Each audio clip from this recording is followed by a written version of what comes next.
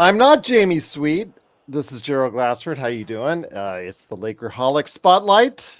It is going to be a great weekend for Lakers, hopefully, because JJ Redick, Tom's legacy candidate, which I don't believe is to be true, but it is, of course, Laker Tom.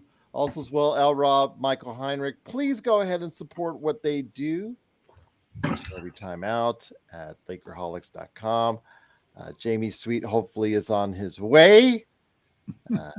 Yes, that's why you guys couldn't get on, because there wasn't a host to host a thing. But I am here. I am going to do it in place of Jamie for a little while. My father saves us. Yeah, well, I was sleeping, and I had one eye open. I had it on YouTube. And I'm waiting just to make sure, because Jamie always has trouble. And I'm like, And I'm just waiting for the text to begin between you guys. And sure enough, they did. So it is, of course, the Lakers Fast Break. Truly appreciate you joining us. I'm going to start with L. Rob first. This is a good weekend if you're the Lakers. It could be a good weekend if you're JJ Redick, because finally we might have a candidate coming out of it as far as getting an offer that he cannot refuse. But after the fiasco of the Dan Hurley situation, where the Lakers lowballed Dan Hurley with a 6 year, $70 million, and basically embarrassed themselves in front of the entire basketball world by doing so. And as you know, it came out in comments later on by Dan Hurley that there could have been an offer he couldn't refuse. Unfortunately, the Lakers didn't give it. What do the Lakers do in approaching JJ Redick or any other candidates in regards to this? And is it now just JJ Redick's job to lose, Elrob? It appears that it is, Gerald. But first, I got to push back a little bit of the narrative that they lowballed him. They offered him he would have been the fifth highest paid coach in the NBA. He would have been the sixth, but sixth. Okay, with no previous NBA coaching experience. It was 6 years. That's a very firm offer. It's a fair offer, but remember, if you're not interested, slide the envelope back inside of the table and say, hey, sweeten the pot. If you're really interested in the job, you don't just say, hey, I'm not coming. So that's not the reason he's not here. It was not the money. If it was, he could have made a counter offer, easily said, hey, I want $100 million if you want me. Well, he did indicate that there was a number that would have brought him over. And it is a big jump, L. Rob. You got to admit, I mean, it's when you're going from one side of the country to another, it's going to take a lot to get you there. Plus also the fact he does have a position now in Connecticut where he is the man. I mean, it's going to be hard. It's a job that's really hard to walk away from. And 6 for $70 is a very fair offer, but fair. I think he was looking for something more that would really, pop the box off. Yeah, he's got an agent, doesn't he? Oh, I was just going to say to L. Rob's point, this is a business negotiation.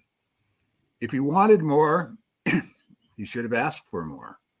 That's the way. I mean, I worked in business for years and years and years, and you just don't go in, and if you really want something and they give you their first offer, you don't just turn around and say, well, sorry, I'm not going to do that. If you really want something, you're going to counter. So yeah, maybe he did. We don't know. Well, he really didn't. All he said was after the fact. He didn't counter. He just said, "On the way, think about it." Yeah. After the fact, he comes out and says, "Well, there could have been a number." Well, what the hell was the number then? Right. Why didn't you tell them what the number was? He didn't really want to leave. I don't know what the number is. See, my whole point with the whole thing is, like it or not, I mean, we're all lifelong Laker fans, but like it or not, Lakers coaching job, there's a lot of people saying stay away from that. Stay as far away from that as you can get. I mean, we've yeah, Rob and Jeannie have done a very, very good job of poisoning the well when it comes to trying to attract people to come here. Poisoning the well is, I think, a very well said comment on that. Yeah, poisoning is definitely. I agree with you on that. All right, Laker Tom. You've been very vocal on this about at Laker Tom on Twitter. So go ahead. In retrospect, I would have been happy with Hurley because I think that he is a terrific coach, and the system that he set up and the way that the X's and O's that he runs are very sophisticated.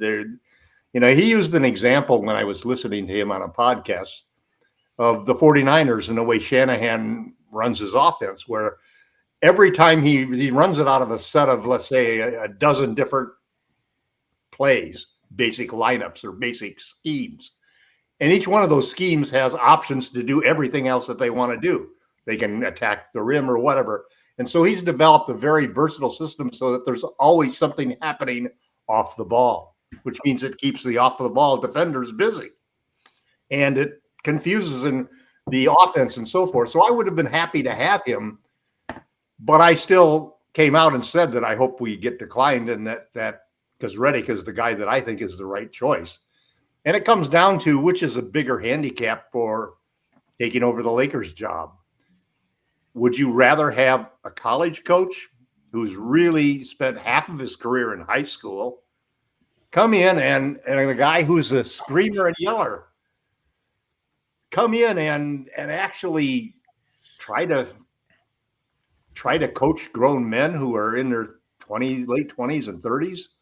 And there's 40s evidence that shows that that's a really hard thing to do because it's a total different league.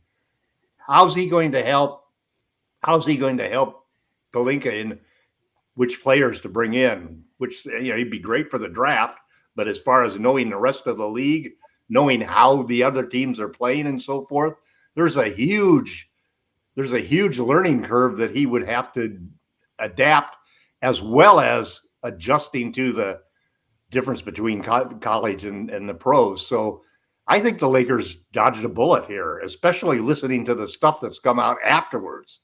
I mean, his wife, they're sitting there in bed together, texting their decisions to each other. They can't even say their decisions to each other because it's such a major thing, but they got to sit there and simultaneously text them to each other. The Lakers are lucky that he didn't take the job, and that may have been the reason. I've raised over $1 million venture capital 3 times in my life, and I've done a lot of big negotiations for big leases and things of that nature, hiring people and so forth. And there's a simple fact: if you want to have somebody like Hurley to move across the country, to give up a job where he has won the national championship 2 years in a row, you don't go in and give him an offer that's a little bit better. You have to knock his socks off. That's what everybody was saying. That's the whole argument. It's not that it wasn't a fair offer. Yeah, it's a fair offer, but here's everybody, Tom. Have him sign right on the dotted line right there. Is everybody Hurley's agent that floated out the $100 million offer? Well, that was we all know who that was. Okay, that was Well, let me bring it to an insider that doesn't have any inside information but likes to say that he does. Well, that's again, I will say this, as I've said this on the show for weeks now. This is what's come out of it, is the fact that these Shams and Wojs and Jovan Buhas and then the list goes on and on. These supposed crowd of insiders don't always have the insight. I have seen them network in person. I actually had, as I've told the story here, when I was in Henderson watching watching Wemby versus Scoot, that matchup. I saw that I got bumped into by Shams while he's trying to glad hand at halftime, everybody. But the thing is, you can't always believe what they have to say because they are mouthpieces to what's going on with their agents, and they always work in the best interest of whatever. Woj has a personal connection with Hurley. Yeah, because he wrote the book for his father in this case, but he didn't have the whole scoop right away. He thought JJ Redick, like many of us, he's going to be the first. But before I bring it over to Jamie, and hopefully if Jamie's available to take over, to go ahead and do so. I'm trying, man. No worries, my friend. Rob, I want to bring it back to you, my friend. Okay, so that brings us back to, of course, what is supposedly taking place this weekend, where JJ Redick has flown on a plane from Dallas. He's coming over to LA. They're going to talk some serious numbers. Is this the candidate that we're supposed to have all along? Is this the candidate that Tom says is the legacy candidate on Lakerholics.com and at Laker Tom on Twitter? At least I'm trying to give you pub for the, regardless of my difference of opinion on that, at least Tom is out there saying it. Your thoughts, Rob, on JJ looking more and more like the candidate that finally has to become the Lakers coach? Well, I mean, I have no idea how JJ would pan out as a coach. As a Laker fan, I'm going to embrace him and hope he does great. I haven't heard anything that would indicate any level of comfort for me as a Laker fan. But if he's the guy, I guess the one thing that I will say is that LeBron believes in him, which is important. LeBron's a brilliant basketball mind. So if he thinks this guy is the guy, that much he has going for him.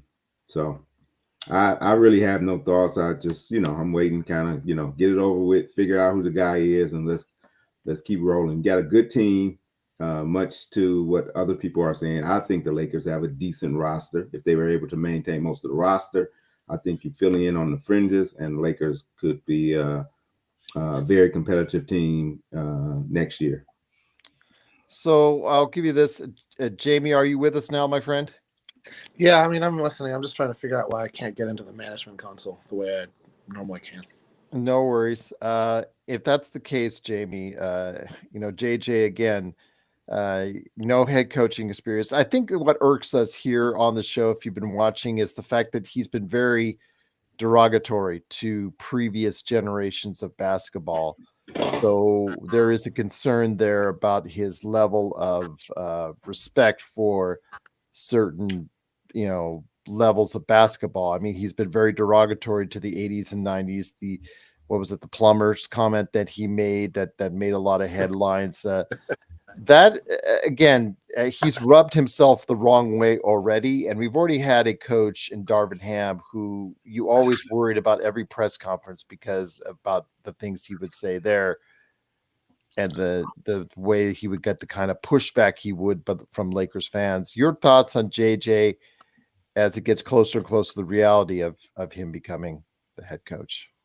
That doesn't bother me so much as I think about. I mean, I feel like a lot of society has developed an overly thin skin, and that's fine. I mean, Phil Jackson used to piss people off. Phil Jackson won plenty of championship. And so that quality to me is frankly the least concerning for me.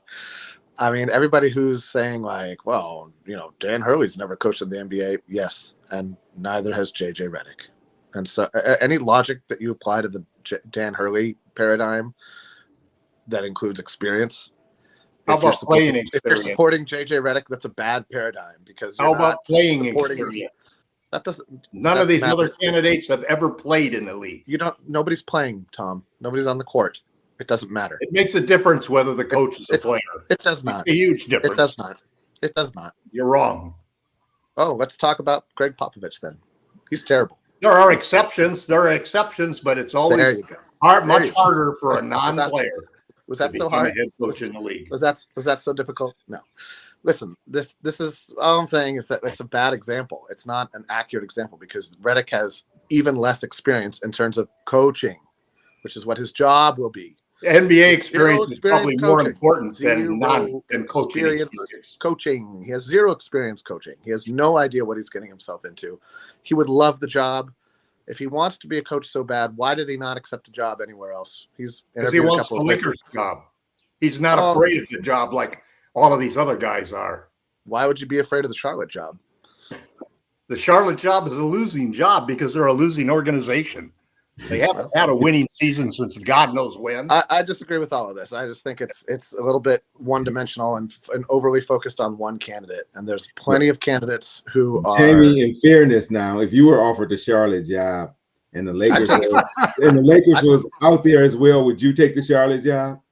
The Lakers job wasn't out there though. Somebody had the Lakers job at the time. Well, maybe right? maybe he knew that it would be out there.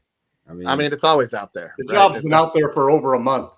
It's been out there since Phil retired. Let's be honest. But that's not the point. The point was there was not a vacancy at the time. He chose to coach his kids instead. He chose 9-year-olds.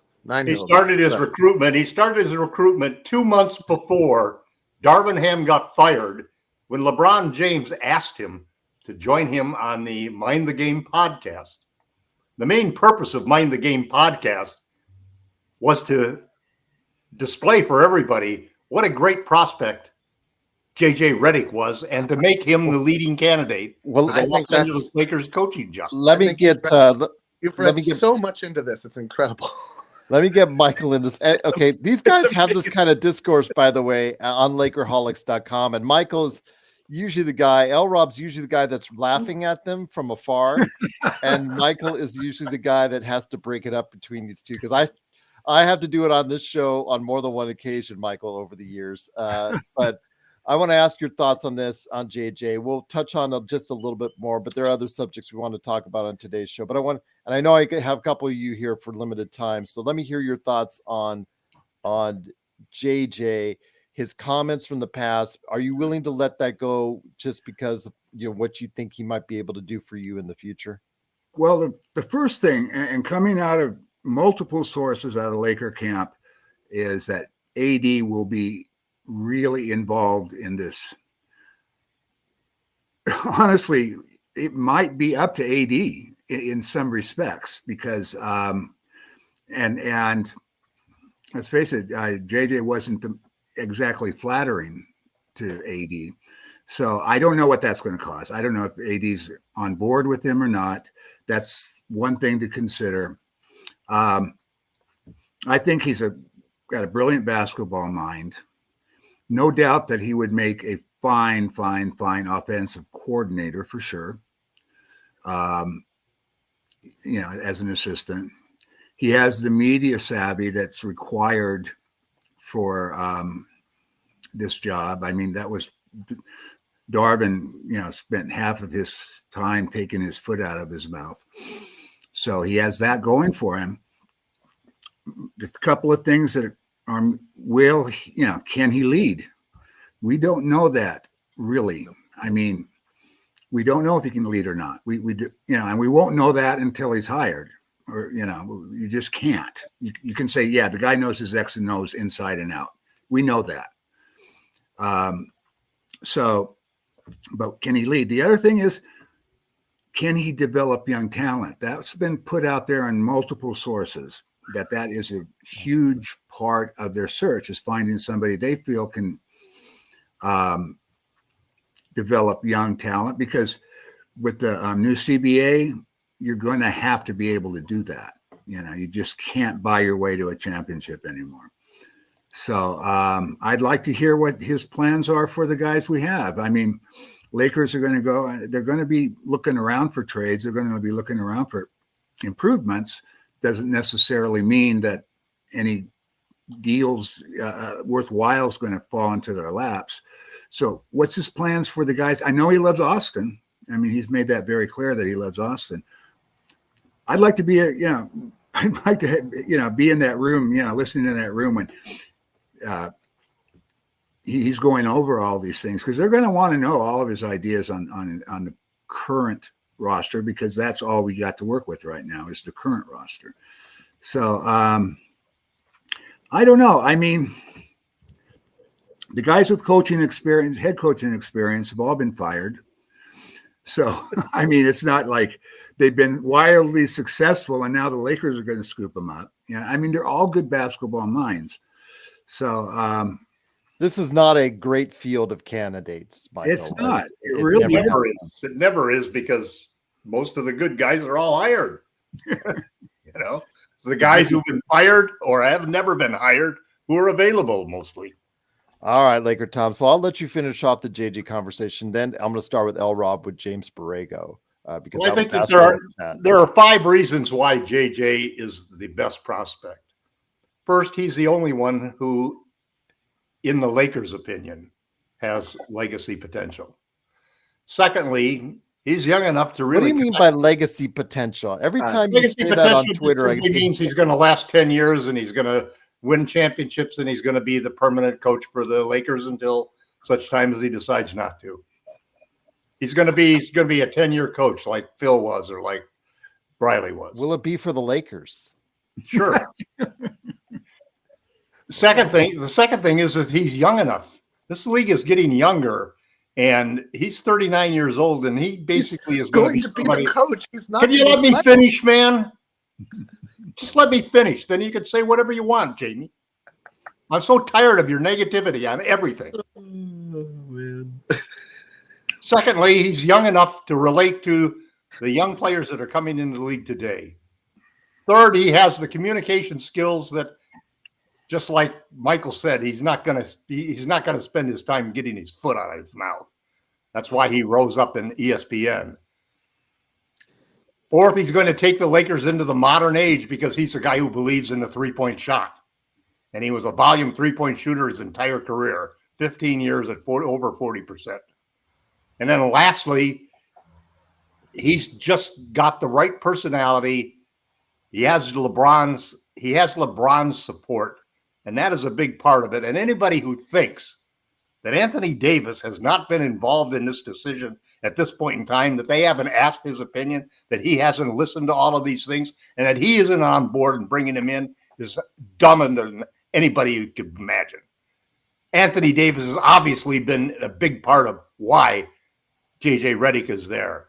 And if you think that just because JJ Redick said that Anthony Davis is not an alpha player, or Anthony Davis was not one of the 20 guys that he picked on the all defensive team, that's going to make a difference, then you don't understand Anthony Davis and you don't understand the Lakers, because they would have killed this thing a long time ago if Anthony Davis wasn't aboard. Well, Anthony Davis is going to be sitting in on the interviews, so not a. And you can bet that JJ is going to basically tell him exactly what he's going to do with Anthony Davis. Okay, before I get to L. Rob, there's one thing that really stuck out to me. You're saying get the Lakers into the modern age. They had 40% plus shooters, played 5 out. Most it doesn't matter what and AD chucking up you threes. have to take enough of them. They finished 28. They finished 28th in the league in made 3-point shots. 28. That's not because they didn't run a modern offense, Laker Thomas. They because they didn't have the talent. They didn't have the talent that could make 3-pointers outside of 3 guys. You have to change the people, but you also have to change the system. You need to run plays to get open shots. You need to get guys whose primary way of scoring is 3-point shots. Okay. Well, hopefully that does not lead. You cannot win in the modern NBA, and that's the first thing. If you watch JJ Redick's and LeBron's podcast, you will see they had a huge discussion about the 3-point shot and the simple fact that you cannot win in this league today taking 30 shots a game. You take 30 shots, 33s a game, and you are going to be fighting uphill every single game. What did LeBron say in this conversation? 35 to 40 shots a game, not 30. What did LeBron say in this conversation on that podcast? LeBron said they had an interesting conversation because there's 2 ways of looking at it. One way is that, and this is how the Lakers look at it, we attack the rim every chance we get. If there's a chance to throw it out to a 3-point shooter who's open, great, we'll take it. Okay? What happens? Everybody sags on the Lakers. They're going to make them prove that they can make 3-point shots. Now, what do the Celtics do and teams that are really in the modern era? Is that what they LeBron understand said? that spacing is the name of the game, and they are going to take 40 to 50 3-point shots. and they're going to keep shooting them. Philosophy. If you don't take as many as they do, hold on, you will lose. Hold on. Let L. Rob finish, please. Yeah, I just want to know what LeBron said, not overall philosophy. I just want to know what did he simply say. Yeah. LeBron was in agreement that you have to have spacing. The question is, do you get the spacing from the shooting, or do you get the spacing from attacking the rim? You open up attacking the rim by shooting from outside. It's a chicken and egg situation. But I'm just going to come back with you at this. AD should not be the one that's shooting it. AD should be inside. AD is not a three-point shooter and never has been. Statistically, he has never been AD is the average for the Lakers. And if you want him to be happy, you better ask him, what position do you want to play? No, he's under contract. You don't have to. He's under contract for 4 years. You don't have to ask. Last year, I remember, this is a point that irritates me. Last year, I remember Darvin Ham being asked what he's going to do. Is he going to be playing AD at the power forward? And he kind of chuckled, looked away, and said, well, we'll see. That's been the attitude for the last couple. AD wants to be a power forward, but nobody else wants him to be a power forward. They're going to put him. We don't have anybody who can play center.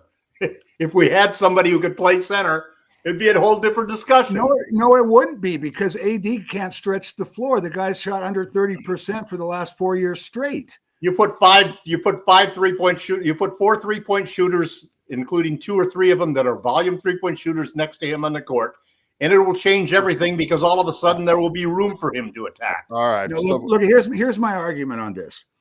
AD is, in my opinion, the best defensive center in the NBA because of his versatility. He can show and still get back to, nobody else that you get to be a center is going to be nearly as good. AD's mere presence stops people from even trying to get to the rim. If he's in the near vicinity, people dribble out. Okay. And as far as offensive forces, I think he's the third best scoring center in the NBA. Why would you move somebody that dynamic to a position he's not as good at? That's what I've been saying for. Because if you could find a center, let's say you paired him with. Who are you going to get? Okay, just take an example. Just take a simple example. We could have done numerous times, which is Miles Turner. It's still not nearly as dynamic as a defensive center as AD is. AD would be better offensively and better defensively paired with another. Okay, pair him with the big power forward then, Marketing. I would listen. One of the guys I'd love to pair him with would be Jonathan Isaac. That would be perfect combination. Yeah, he's a power forward also. He's a power forward. I would let AD play center and have that would be a great combination. Let's guys. AD's going to be the center. Period. He's just going to be the center. I don't think he has to be the center. I think guys, let's get it to L. Rob here. Let's get L. Rob back into this, my friend. And once again, this is the Lakerholics.com. Thank you so much again for joining us. It is Gerald Glassford, along with L. Rob, Laker Tom, Michael Heinrich, and Jamie Sweet. If you like this discourse on a daily basis, please head over to Lakerholics.com. But L. Rob, real quickly, the chat mentioned James Borrego. His name is still in it. He's supposedly the lead candidate in Cleveland, yet Cleveland hasn't hired him. He's supposedly one of the top candidates in the Lakers. He's already interviewed with the Lakers, supposedly, according to reports. But the Lakers haven't hired him. He is one of the retreads, and for lack of a better term, that has been out there. Your thoughts on Borrego, and then we'll go on to something before, because I know a couple of you guys have to leave. I want you guys to chat about Jerry West. So get your Jerry West thoughts together as well. I want before you head it out. But L. Rob, your thoughts on James Borrego, my friend? Well, Borrego, to me, he had Charlotte playing above their potential for a while. They're very offensive minded, based on the roster he had, Miles Bridges and PJ and Melo and Rozier. They were a tough out. They didn't lie down. many games. Well, I shouldn't say many games, but they could surprise teams. So, but other than that, defensively, they didn't have a pulse. Was that because of the talent or because of the coaching? When you listen to people who followed them, they said he came in talking defense, but didn't follow through on what he didn't practice what he preached. But offensively, he was very good, and the team, excelled. I don't really have an opinion on whether the Lakers should bring him in. Him or JJ, I'm going to support him either way.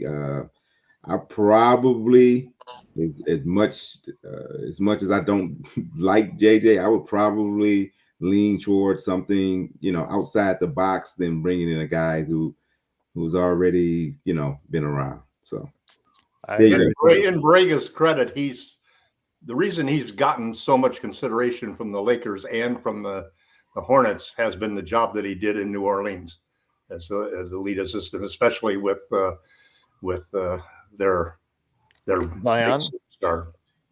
Zion. Yeah. Okay, Jamie. So I bring it to my friend real quickly. Your thoughts on James Borrego or any other candidate that's out there? Because again, it is not when you look at the list, you roll out the list, you're going, oh. David Adelman, Michael Laurie, those are both excellent Hold on. coaches. Oh. Go ahead, Jamie. I mean, look, one of the things about any franchise's head coach is they are the number one scapegoat. You look at what happened to James Borrego in Charlotte. LaMelo got hurt every single season. Every single season, he was not available come playoffs. Missed a good third to more of each and every season that Borrego was the head coach. Same thing happened to Frank Vogel. Won a title. Rob took that team away from him for some reason. Everybody got hurt. Frank got fired. Not Rob, who should have. Frank. And here we are yet again. This idea of a legacy anythings to me seems impossible with Rob Pelinka steering the ship the way that he does. Which is to say, his legacy, all right. His legacy is you're going to get scapegoated, and I'm made of Teflon. But this has to be his last head coaching hire. I think we've all said and agree on that. And if he somehow makes it past this, that's a dereliction of duty on Jeannie's part.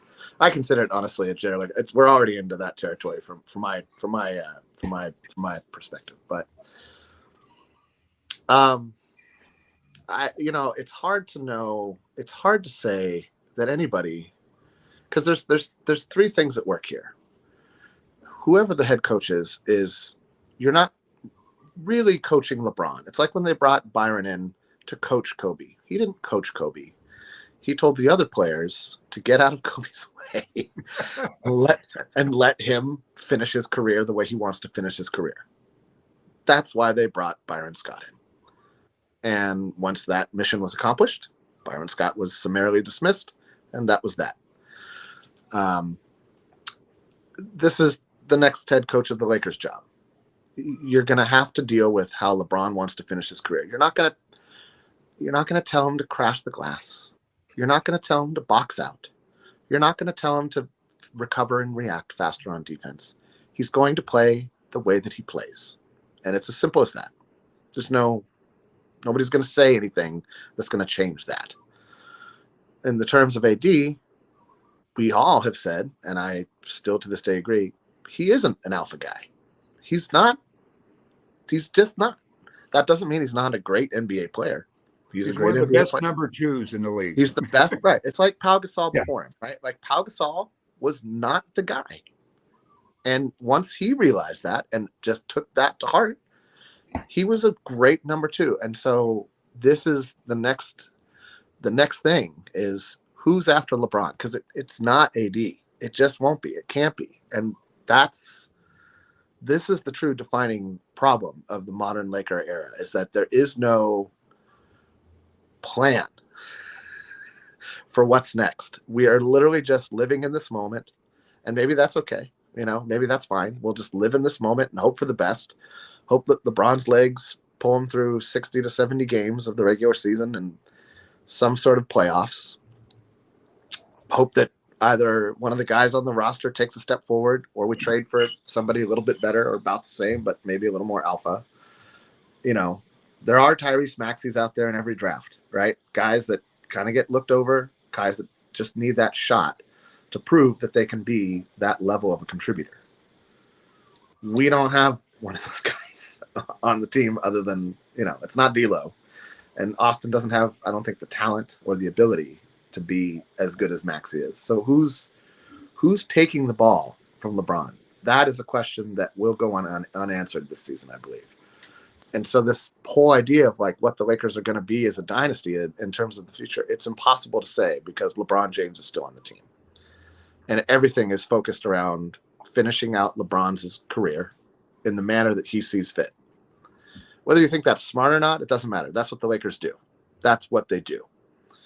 It's just how they are the superstar graveyard. They're where superstars go to end their career on the terms that they see fit.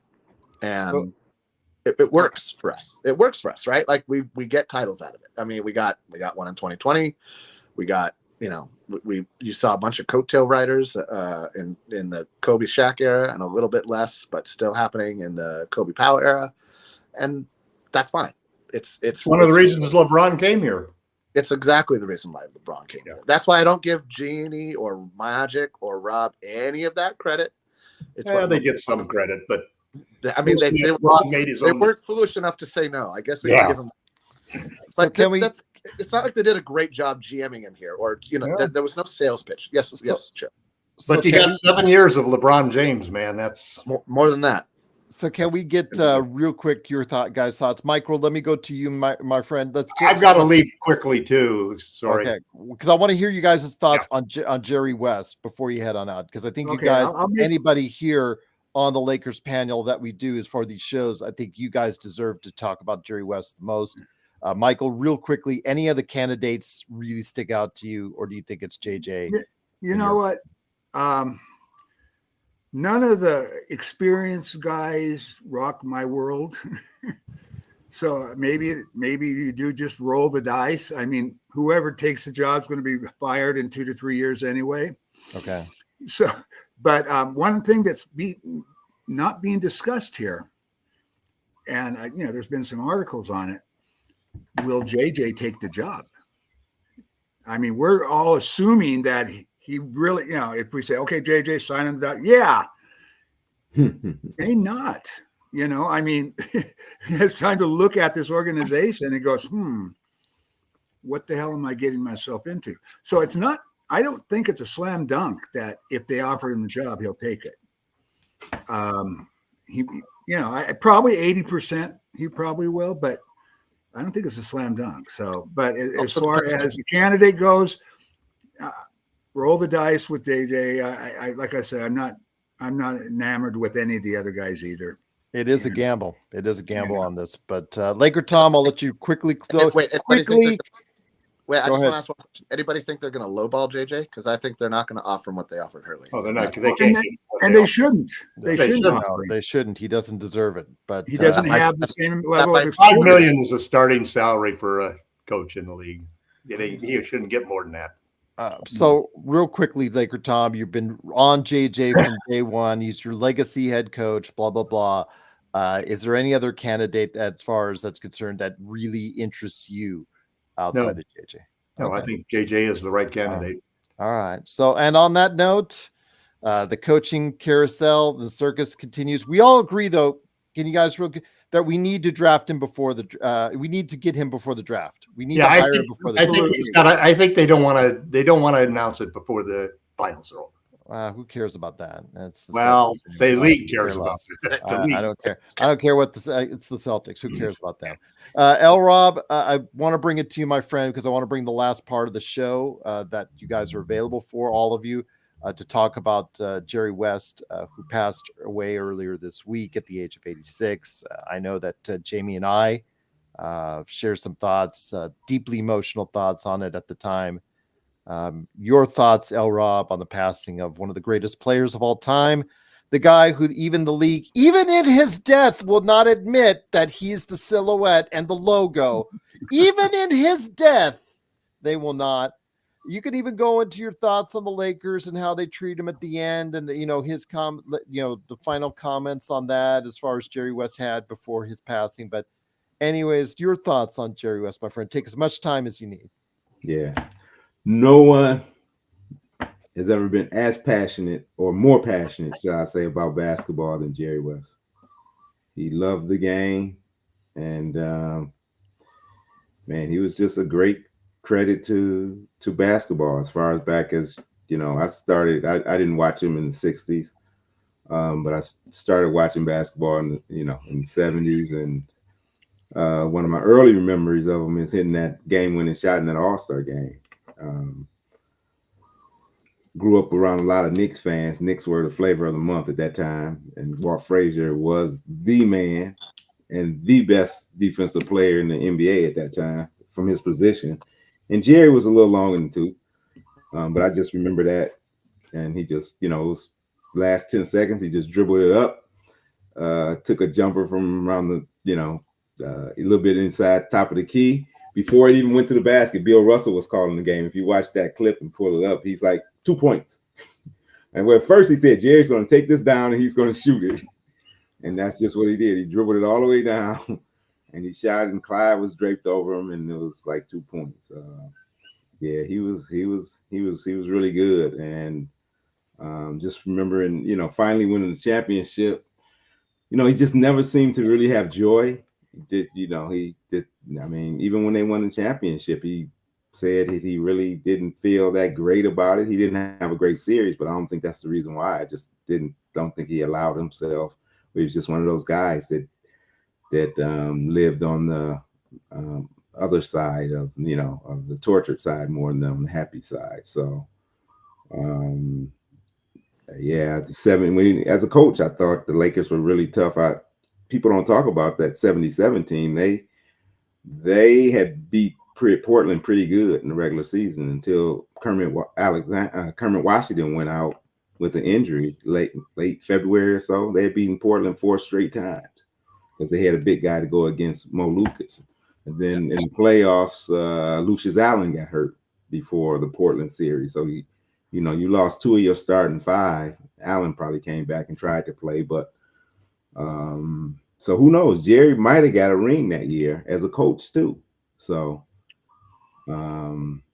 drafting Kobe, I remember him, what his comments were, getting Shaq to sign, how he said that was probably the greatest day in his life. And, he took a lot of heat for that.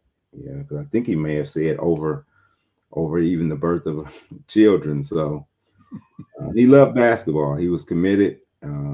Hated to see the way it ended with the Lakers. But to me, when some guys leave the Lakers, you kind of cast them aside. But he was always a Laker to me, and will always be remembered as. Were you upset though that the Clippers had to make the official release and not the Lakers, because if he still was associated with the Clippers in an advisory role? I found that a little strange, but upset? No, I wouldn't say upset. Just just a little strange. Okay. But no, I really wasn't upset about it. Well said. Very, very great thoughts right there. Oh yeah, one last thing I will say also. Just so Richard Pryor After Hours Crap album, there was a blurb. He had joke about Jerry West and just talked about, hey, brothers out here, y'all better get it together. You brother over here, and Jerry's dropping 32 points on you before you even look up. I'm very clean way of saying it, but he paid homage. He paid, Richard Pryor in the early mid 70s, there was no one funnier than him, but sneaking downstairs, listening to that album over friends' houses and having him talk about Jerry West was kind of an eye opener too. Very well said, my friend. Jamie, you had some very great thoughts when we went on the air. I think the fact that you pointed out that maybe now in heaven he'll be able to finally enjoy some things because he never could in life. Yeah, exactly. It was probably one of the best things I heard, along with what L. Rob said right there this week on it. But Jamie, any additional thoughts you wanted to touch on with Jerry West? No, I mean, I think I hit it all I mean, listen, the guy, I think Elrod put it first. He lived his life on the tortured side of his soul and not on the joyful side. And that was evident in just everything that he did. It was the way he lived his life, the way he did press conferences, everything. You'd give an interview and you'd get to see the man was just like eating himself up from the inside out. And so, when you see people like that, people that driven, you just want them to find a place where they can have just a small amount of happiness, and great things are done with that level of drive, but you lose and sacrifice things along the way with that level of drive. There's no two ways about it. That's a sword that cuts deeply both ways. You get good at something, you excel at something that few people are as excellent as you at, but you lose sight of so many other things and miss so many other things in your life. And, the flip side of that are there's some people who enjoy life a tremendous amount and don't get anything done, that just sort of float through life and then it's over and they're gone, and everybody goes, well, all right. So, I think that he is, if you want to talking about a legacy, there's no more legacy greater than what Jerry West brought to the game, from player all the way up to I'm sure he was giving Steve Ballmer great advice right up till the end, and so I will just forever be annoyed and angry at the Lakers for letting a resource and an ambassador like that go. Gary Vidi's recent comments are illuminating in that regard. That there's a question as to how things are being done from the top down that I think is valid, and we don't need to talk about it more now, but those sort of things, the way they treated West in his lifetime seats, the way they let his son go, the things Gary Vidi's saying now, that's not noise. The Lakers will try to brush it off as noise. That's not noise. Those are criticisms, and there's a difference. So, all right, thank you again, Jamie, for your thoughts on that. Michael Heinrich, Jerry West, one of the greatest players of all time, passing away at 86. Your thoughts, my friend? Well, I have some personal thoughts on this. I've told this story on the blog before, how I became a Laker fan, being a Northern California kid. My fifth grade teacher and my first basketball coach played with Wilt Chamberlain at the University of Kansas. And he told us all of these Wilt Chamberlain stories. And so, of course, I became a Laker fan. But after I became a Laker fan, I also became a Jerry West fan, because I could not envision myself ever being 7'2" and 300 pounds like Wilt. But I could see myself in Jerry West, right? So I worked, one of the things that impressed me was the guy could stop on a dime, and he really could elevate on his jump shots, just stopping on a dime. And so that's one of the things I worked on watching him. The other thing I worked on was he had this floating through the air, sweeping hook shot across the lane. That was kind of a signature move of his. So that's something else I tried to emulate. So the funny thing is I ended up being a little bit taller than Jerry West, but and I was, when you're 6'4" in high school, everybody wants to make you a post player. But because of Jerry West, I could play wing because I watched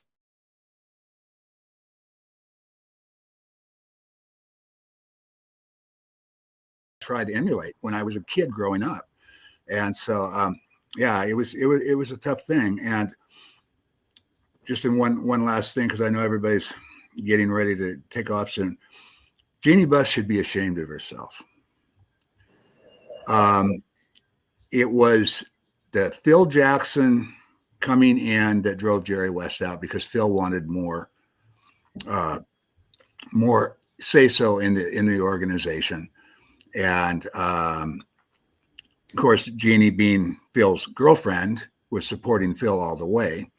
Jerry left, she was very petty about it. And then we all got to see Phil's triumphant GM career with the Knicks. I mean, he was a great coach, but he was sucked as a GM, and we had the most brilliant GM of all time on board, and they allowed that rift to drive him away. And so I'll never forgive Jeannie Buss for that. Laker Tom, I bring it to you, my friend. Jerry West, the silhouette, the logo, whatever you want to say. Zeke from Cabin Creek, as Jamie brought that one out as well, passed away at the age of 86. Your thoughts on Jerry West? It's so funny that Michael and I have such a similar background, because I was a Wilt Chamberlain fan. I never became a Laker fan until they traded for Wilt. So I was a Warriors fan originally, then I became a 76ers fan, and then finally they traded for Wilt and I became a Lakers fan.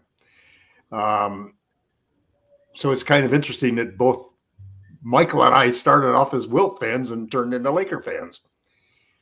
Michael's story about copying Jerry's shot, I grew up in Southern California during that time. I listened to, even though I was a Wilt fan, I listened to Chick Hearn every game.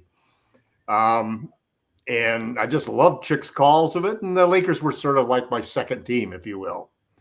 But Jerry West was my guy. He was the guy that I copied the shot.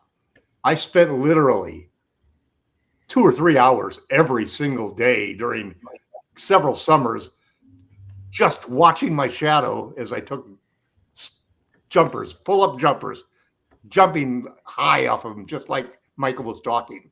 And that became my shot. That was my key to success in basketball. Ironically, now I watch my granddaughters, because I've coached my son and my granddaughters in youth basketball for years. And man, the iPhone has changed everything now. Nobody's looking at the shadow to see how their goddamn shot looks. They're just looking at the videos that they got of everything, angles from here and there and so forth. It's just hilarious. And here I am sitting here talking about back in the old days, But I understand Michael so perfectly, because I was 5'9" in 8th grade. I never grew another inch. But I was one of the tallest kids, and I was a center. I started off playing center.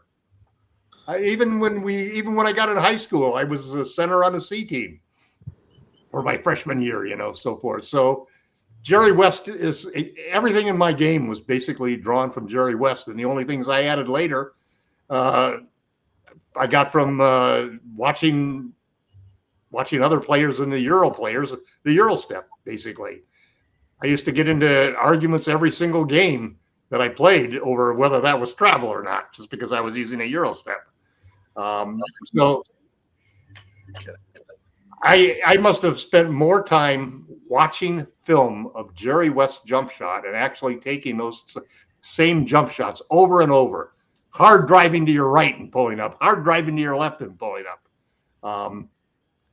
As for how things ended, I almost blame Phil for that more than I do anybody else, because he really wanted to have power and he really wanted Jerry out of the picture.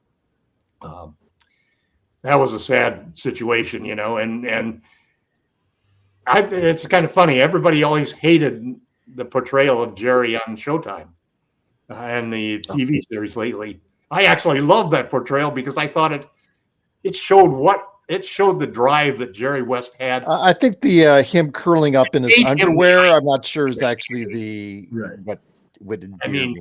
If Kobe was like that. Kobe was like that, and I think that one of the things that I shared with Kobe during the last few years of his life was being a girl dad. I got a chance to be a girl granddad and a granddad girl. Yeah, and watching how Kobe enjoyed that and seeing how happy he was in those last few years is the only thing I can take away from the tragedy of his dying so early. I just love his daughters. And I just love the way that he embraced embrace girls basketball and so forth. So at any rate, Jerry West will always be the logo for the NBA, and he'll always be the first Laker. If you recall, he was the first draft pick when we moved to Los Angeles. He was the first original drafted LA Laker, and will always be one of the greatest. You can't do a Mount Rushmore without one of those four guys being Jerry West. And God forbid the NBA will ever admit that he's the logo. Yeah. And I'm sorry, I have to run now. I've got a family engagement. All right. Well, I'm going to close it up. But before we go, my apologies. No, guys, you guys been doing this for years. Yeah, Don't worry about it. Never it's like second nature for you guys. But before See you guys later. Before we head on out, Tom, please wait. One last thing.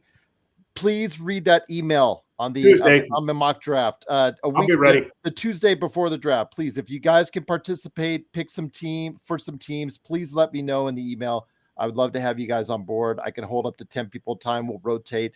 It'll be a good time. So you can count on me. We'd love to have you guys here for it. But again, it's Lakerholics.com. Please support it today. Michael, Laker Tom, Jamie, L. Rob, you guys are all awesome. I truly appreciate you taking the time to being here.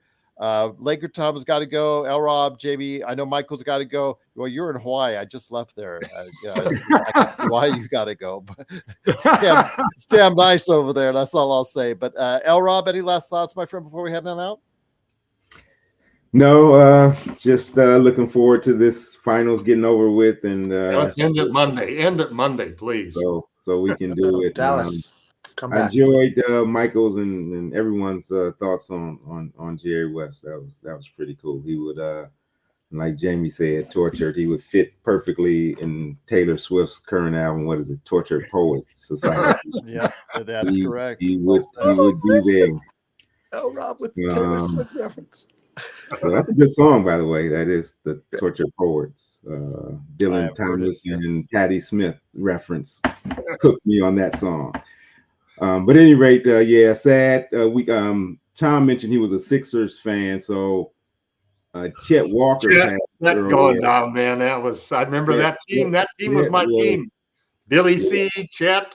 And my next door neighbor went to Bradley like 1 year behind Chet, so he was telling me some Chet Walker stories. And Tom, go before you get divorced, man. Go before you get divorced. I've already gotten 3 minutes. It shows you when you're starting losing these guys that you grew up watching playing. You're getting demerits, man. Don't get Happy Father's Day, everybody. Happy Father's Day, Happy Father's Day, guys. But that's it. Father's Day.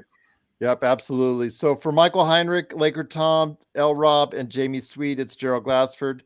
Shut up, Joe. Thanks for listening. Truly appreciate it. Truly want to go ahead and make sure you go ahead and stop on by Lakerholics.com.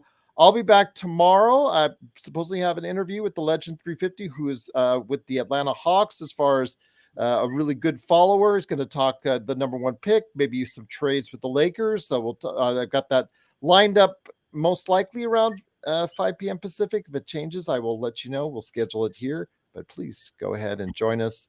If not, it's Joe and I coming back for you this weekend. And if the Lakers do hire a new coach, we'll let you know about it right here at the Lakers Fast Break Podcast.